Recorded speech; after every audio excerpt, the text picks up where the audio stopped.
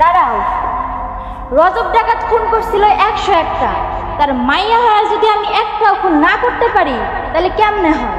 এইসব তুমি কি বলতেছো? বড় ভাই, ভাবির মনে হয় খাইস্টে কোনো জিন ধরছে।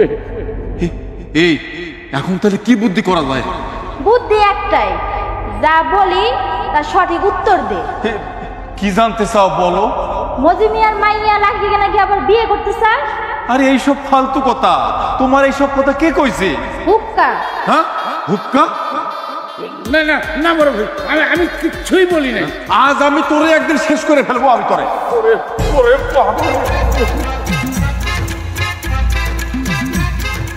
রজব ডাকাতের একমাত্র মাইয়া আমি, তোর বিয়ার সব যদি আমি না মিটাইছি তাহলে আমার নাম দিলবানু।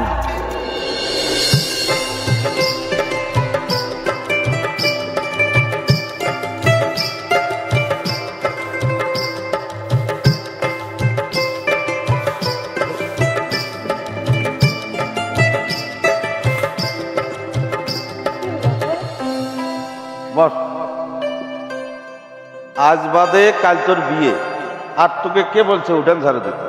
আব্বা, আমি যদি উঠান ঝাড়ু না দিই তাহলে কেডাই দিব? কেন রে মা? আমি সব লোক ঠিক করছি, তারাই সব কাজ কাম করবে, তুই শুধু দেখবি। কি কইলা আব্বা? সারা জীবন এই সংসারে যত কাজ আমি করছি, আমায় মহিলা যাওয়ার পর থেকে সারাটা জীবন ছায়া হয়ে তুমি আমার পাশে পাশে ছিলা।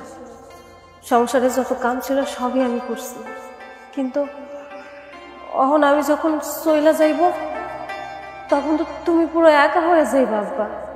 তোমার তো দেখার মতো এই বাড়িতে আর কেউ থাকবো না, তোমার অনেক কষ্ট হইব, তাই না আব্বা?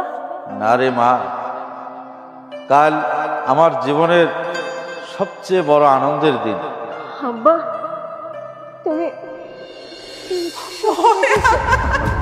আমার সব শেষ হয়ে গেল রে। আরে কি হয়েছে? কাঁদতেছেন কেন? বোন, তোমার সাথে যা বিয়ে ঠিক হয়েছে তার আমি স্ত্রী। কি বলতেছেন আপনি? আপনি মিথ্যা কথা বলছেন।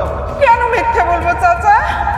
5 বছর আগে গোপনে ও আমাকে বিয়ে করে বিদেশ চলে গেছে, বলছে এসে ঘরে তুলবে, কিন্তু এখন এসে শুনি ও আমাকে ঘরে না তুলে তোমাকে বিয়ে করার জন্য আসছে।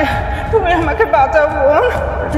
ঠিক আছে, আপনি কোনো চিন্তা করবেন না, আমি আপনাকে কথা দিচ্ছি